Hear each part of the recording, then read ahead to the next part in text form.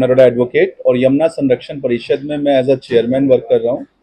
संस्था का गठन हमने किया था। बहुत सारे ऐसे मामले थे जिनको लेकर के प्रशासन से हमने जब बातचीत की थी, जैसे कि आपको पता है कि यमुना हमारी प्रमुख नदियों में से एक है, लेकिन आजकल वो इतनी गंदी होती जा रही है, चाहे वो नालियों का पानी हो, सीवरेज का पानी हो या फिर कंपनियों से निकलने का वाला वेस्ट, वो सारा का सारा यमुना में जा रहा है, जिसको लेकर के वो नदी दूषित होकर के आज गंदे नाले के रूप में प्रवाह हो रही है। जबकि हमारी धार्मिक भावनाएं भी इससे आहत होती हैं। हम उस नदी की पूजा करते हैं, यमुना माँ कह करके संबोधित करते हैं। संगठन का गठन जब हमने किया, ये हमारे प्रदेश अध्यक्ष, प्रदेश प्रभारी गब्बू निषाद जी हैं, आगे सेवाराम जी, विशंबर दयाल जी वरिष्ठ उपाध्यक्ष हैं, आगे भीमसेन जी कोषाध्यक्ष हैं और अन्य पदाधिकारी हैं। राजेश मदान जी इसमें वरिष्ठ उपाध्यक्ष हैं और मनसा पासवान जी इसमें एज अध्यक्षा काम कर रही हैं। क्या महोदय आज देखिए, अभी जो हम लोगों ने वर्किंग शुरू करी है, दिल्ली और उत्तर प्रदेश के कुछ क्षेत्रों में हमने काम करना शुरू करा है, फरीदाबाद के घाटों सहित। फरीदाबाद में भी आप देखेंगे घाटों की कोई उचित व्यवस्था नहीं है यमुना की। साथ ही साथ गंदगी को लेकर के जितना भी वेस्ट वहां जा रहा है, इसको लेकर के हमने प्रशासन से कंप्लेंटें भी फाइल की हैं।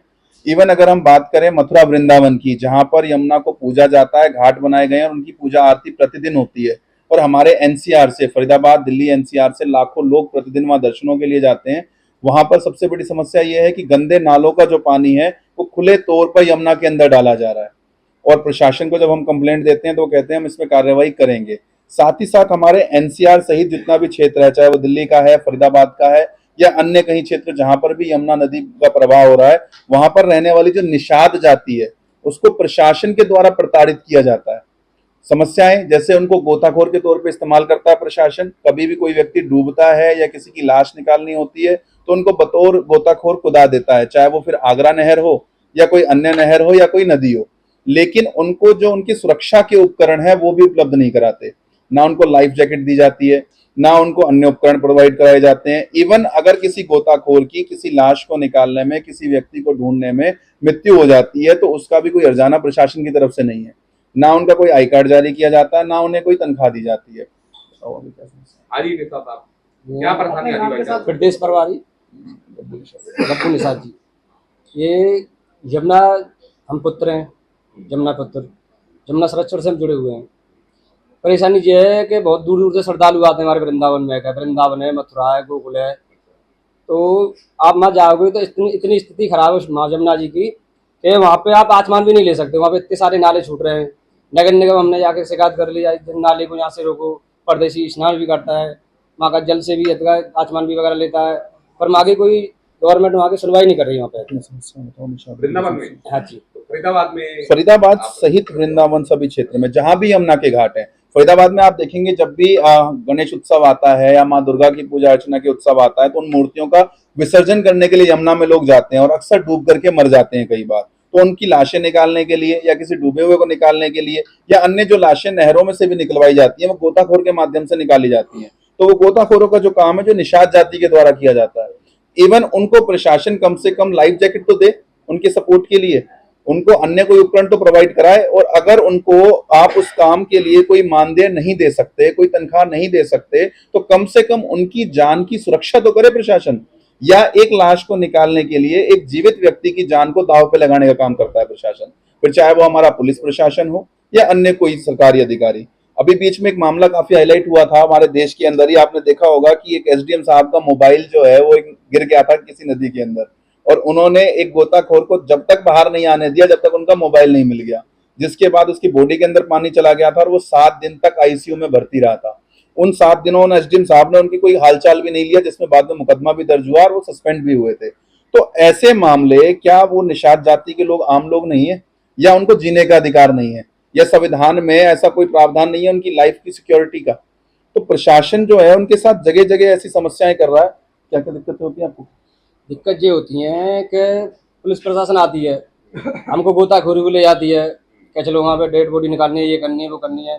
हम जाते हैं, चलो दिन होता चले जाते हैं, रात में भी परेशान करते हैं, हमको रात में भी जाना पड़ता है, हमें कोई सुविधा नहीं मिलती वहाँ से। क्या है, कोई हमको ऐसा है कि किसी हम डेड बॉडी निकाल रहे हैं तो कुछ हमारे लिए तनख्वाह भी होनी चाहिए, कोई तनख्वाह नहीं है। हमने मांग करी है कि किसी व्यक्ति की कम से कम ज़्यादा नहीं 10-15 लोगों की सरकारी जॉब लगनी चाहिए चीज़ में। क्या दुर्घटना हो जाए तो कौन जिम्मेदार होगा उसका? क्या हम जाते हैं, निकालते हैं, पानी के भी कुछ नहीं देते हमको। क्या डेड बॉडी निकालते हैं, रात भी जाते हैं, दिन में भी जाते हैं। क्या सबसे ये बड़ी समस्या है सबसे सर। बड़ी बात यह कि आज यमुना संरक्षण परिषद ने एक निषाद समस्या समाधान के लिए एक अलग से कमेटी का गठन कर दिया है, जो कि निषाद समस्या समाधान कमेटी के तौर पे काम करेगी।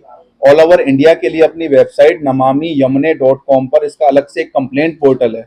अगर ऑल इंडिया में किसी भी निषाद भाई के साथ कोई ऐसी समस्या होती है, गोताखोर के तौर पे उसका इस्तेमाल किया जाता है, उसे लाइफ जैकेट प्रशासन नहीं देता, जबरन उसको कूदने के लिए मजबूर किया जाता है, तो वो अपनी कंप्लेंट वहां रजिस्टर्ड करा सकते हैं। इसके साथ ही यमुना से संबंधित किसी की कोई कंप्लेंट हो तो वो उस पोर्टल पर रजिस्टर्ड करा सकते हैं। कंप्लेंट का जो ऑप्शन, जैसे ही वो अपनी कंप्लेंट रजिस्टर्ड करेंगे तो उनको वहां से कंप्लेंट नंबर जनरेट होकर के उनकी ईमेल आईडी पे पहुंचेगा, जिसका वो स्टेटस देख सकते हैं। और हमने उसमें एक प्रावधान ये किया है वेबसाइट में, जैसे ही आप अपनी कंप्लेंट सबमिट करेंगे, जैसे ही मेल आपके पास आएगा, ऐसा ही मेल आपके संबंधित अधिकारियों के पास भी जाएगा। यदि आपने अपना डिस्ट्रिक्ट फरीदाबाद चुना है तो फरीदाबाद के डीसी को, और जो पुलिस प्रशासन से संबंधित होगा तो सीपी साहब को वो मेल अपने आप डायरेक्टली फॉरवर्ड होगा और वो कंप्लेंट वहां तक भी पहुंचेगी, जिसके बाद हम बाकी का स्टेटस लेंगे। और इवन अगर वर्किंग डेज में काम नहीं होता है, 7 वर्किंग डेज में, तो हम बजरिया अदालत जनहित याचिका सीपीसी 91 के तहत दायर करके उसमें प्रशासन से काम करवाएंगे।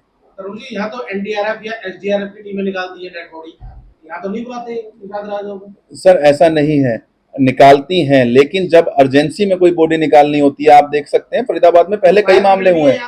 फायर ब्रिगेड बेशक से सारे प्रशासनिक काम कर रहे हैं, लेकिन इसके बावजूद भी इन्हें परेशान किया जाता है। मैं एनसीआर का डाटा आपको दे सकता हूं, आरटीआई में हमने डाटा लिया था कि कितने निषादों को परेशान किया गया है। सिर्फ एनसीआर की बात करूं मैं अगर, लेकिन अगर ओवरऑल इंडिया की हम बात करें तो सैकड़ों निषाद ऐसे हैं जो बॉडी निकालते हुए भी डेथ कर जाते हैं।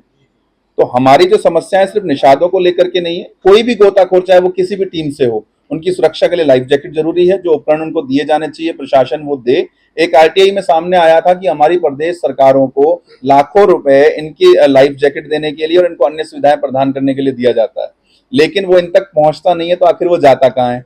उनके परचेज के बिल हैं कि वो खरीदा गया, खरीदने के बाद वो कहाँ गया? इसको लेकर के हमने 91 सीपीसी के मामले तैयार कर लिए हैं। बहुत जल्दी हम माननीय न्यायालय में वो मामले भी दायर करेंगे। क्योंकि यहाँ पर जैसे डेड बॉडी नहर में मिलती है या नदी में मिलती है, उसका तहसीलदार उसकी पेमेंट रिलीज करता है एनडीआरएफ को, एसडीआरएफ को और नेवी को, जिस भी डिपार्टमेंट में बुलाया जाता है उसको देते हैं वो लोग। उसकी कीमत 40,000 रुपए तक मिलती है नेवी वाले को। सर यही दिक्कत है, अगर एक गवर्नमेंट को ये डिपार्टमेंट किसी से निकलवाता है तो उनको 40 हजार रुपए दिए जा रहे हैं, 40,000 रुपए दिए जा रहे हैं, लेकिन वहीं जहां निषादों को गोताखोर के रूप में इस्तेमाल किया जा रहा है वहां उनका मानदेय उनको 500,000 रुपए भी नहीं मिल रहे। इवन उनको लाइफ जैकेट नहीं मिल रही। चलो अमाउंट की बात तो हम एक तरफ रखें, कम से कम उनकी लाइफ सुरक्षा को तो देखें। और इसके अलावा जो हमारा प्रशासन दावे कर रहा है, अभी हमारी हरियाणा सरकार के जो माननीय मुख्यमंत्री महोदय हैं, उन्होंने जाकर के जल आचमन करके दिखाया कि मैं यमुना का जल आचमन कर रहा हूं। क्या हम लोग यमुना जी का जल आज आचमन कर सकते हैं? किसी भी एक घाट पर, इवन फरीदाबाद का हो, दिल्ली का हो या उत्तर प्रदेश के जिले का किसी भी जगह आप घाट पे जाकर के आप उस जल को आचमन करना तो बहुत दूर की बात है, आप अपने हाथ में लेके देखिए उस जल की हालत क्या है। अगर हम उसका आचमन करते हैं, लोगों की मान्यता ये थी कि अगर हम जल का आचमन करेंगे तो हमारी बीमारियां दूर होंगी, हम उसमें स्नान करेंगे त्वचा के रोग दूर होंगे।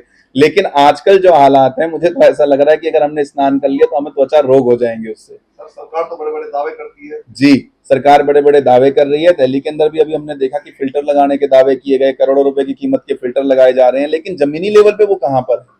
आज भी देखिए एनजीटी कहती है कि हम कार्रवाई कर रहे हैं, लेकिन बावजूद इसके जितना कंपनियों का वेस्ट है वो सारा का सारा वहीं जा रहा है। फरीदाबाद में देख लीजिए, जिंस फैक्ट्रीज का या जितना भी वेस्ट है वो सारा का सारा यमुना में जा रहा है। और वृंदावन के अंदर तो हालात ये है कि सीवरों का पानी खुले तौर पर वहां पर जा रहा है।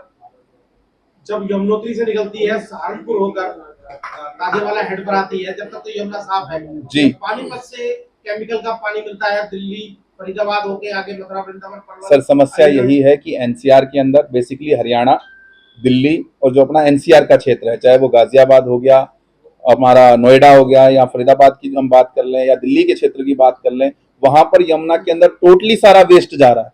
अभी बीच में जब दिल्ली के अंदर यमुना में बाढ़ जैसे हालात हो गए थे तो यमुना ने खुद को साफ करा था। प्रकृति चाहती है खुद को साफ करना। अगर हम इस पे ध्यान नहीं देंगे तो वो समय दूर नहीं है, हम यमुना को भी खो देंगे। बहुत सारी नदियां हमारी विलुप्त हो गई हैं। तो दिल्ली आप सरकार यही यमुना मांग में है। अभी नाव चलाने का भी प्लान तैयार करा है उन्होंने, उसको क्या कहेंगे? देखिए, नाव चलाने का तैयार करना, गंदे नाले में नाव चलाना चाहती है सरकार या अपनी पवित्र नदी में, ये तो देखने का विषय होगा। और एक तरफ सरकार दोहरापन अपना रही है, एक तरफ तो जो निषाद अपनी नाव चला करके रोजी रोटी कमा रहे हैं उनको बंद करने का काम कर रही है कि हम तो यहाँ पर जो है क्रूज चलाने का काम करेंगे। जबकि अगर हम बात करें रामचरितमानस की, तब से निषादों का काम रहा है नौका विहार कराना। राम जी को भी पार करवाने वाला निषाद समाज था, निषादों ने करवाया था। और आज उन्हीं निषादों की नावों को रोक करके हमारी सरकार जो है वो क्रूज चला करके अलग से कंपनियों को कॉन्ट्रैक्ट दे रही है ताकि उनका मोटा मुनाफा हो सके। उन सरकार को इस बात से कोई इफेक्ट नहीं पड़ रहा कि लाखों लोगों की रोजी रोटी पर लात लग रही है। उन्हें सिर्फ और सिर्फ अपनी आमदनी और आय दिखाई दे रही है। तो इनको न्याय दिलाने के लिए जो भी इनके साथ हो रहा है, इनकी मांगों को पूरा करवाने के लिए ग्राउंड लेवल पर क्या करें, क्योंकि आपने बताया देखिए, पहले हमने मुलाकात की थी हमारे फरीदाबाद के नगर निगम अधिकारियों से, हमारे जिला उपायुक्त साहब से, दिल्ली के भी हमने जाकर के सरकारी अधिकारियों से मुलाकात करी, इवन सीएम साहब से भी हमने मुलाकात का समय मांगा था। और उसके अलावा हमने मथुरा वृंदावन में भी नगर निगम अधिकारियों से मुलाकात करी, लेकिन रिटर्न कंप्लेंट देने के बाद भी अभी कोई खास समाधान उसमें हमें नजर नहीं आया, जिसके बाद मजबूरन हमें माननीय न्यायालय का सहारा लेना पड़ा है। CPC 91 में जनहित याचिका बना करके न्यायालय में दायर कर दी गई है। प्रशासनिक अधिकारियों को आदेश हो गए हैं कि 1 महीने के अंदर अंदर अपने लिखित बयान दर्ज कराएं कि इस मामले में हमारा प्रशासन क्या कहना चाहता है। इसके अलावा 21 जून को हम दिल्ली में एक यमुना संरक्षण परिषद का कार्यक्रम आयोजित कर रहे हैं लाजपत नगर में, जिसमें ऑल ओवर इंडिया के जो यमुना की घाटों के रहने वाले लोग हैं उन्हें आमंत्रित किया गया है। वहां पर उनकी समस्याओं को सुन करके वहां पर माननीय केंद्रीय मंत्री अजय टमाटा जी आएंगे, अजय टमाटा जी, जिनको हम अपनी सारी समस्याएं रखेंगे और उन्होंने आश्वस्त किया है कि इन समस्याओं का निदान करवाने का वो प्रयास करेंगे। यदि 21 तारीख के कार्यक्रम के बाद भी हमारी समस्याओं का समाधान नहीं होता है तो इन मामलों को लेकर के हम माननीय सुप्रीम कोर्ट की तरफ रुख करेंगे। ठीक है भैया।